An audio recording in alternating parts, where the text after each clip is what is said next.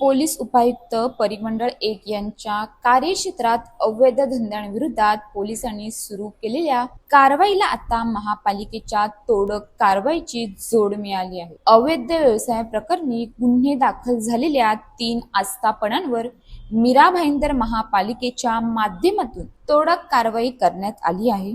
Police विभागाच्या माहितीनुसार boss हुक्का parlour, John clues spa centre आणि ANK सलॉन अँड स्पा या आस्थापनांमध्ये अवैध धंदे सुरू असल्याचे आढळून आल्याने संबंधितांविरोधात पोलिसांकडून दखलपात्र गुन्हे दाखल करण्यात आले होते।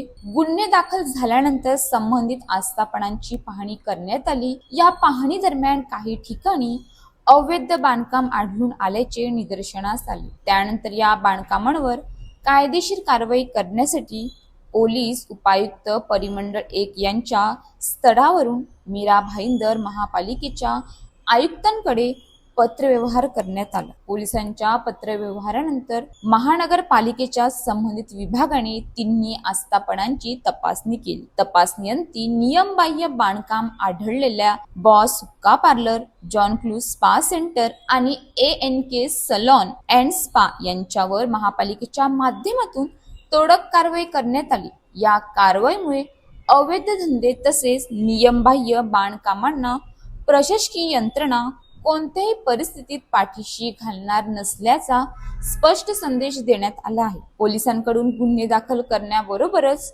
संबंधित आस्थापनाच्या नियमबाह्य बाबींवर महापालिकेच्या माध्यमातून कारवाई करण्यात आल्याने अवैध व्यवसाय करणाऱ्यांवर दुहेरी कारवाईचा बडगा उगारला गेला आहे। अशाच ताज्या बातम्यांसाठी आमच्या न्यूज पोलीस रिपोर्टर चॅनलला लगेच सबस्क्राईब करा आणि बेल आयकॉन दाबायला विसरू नका।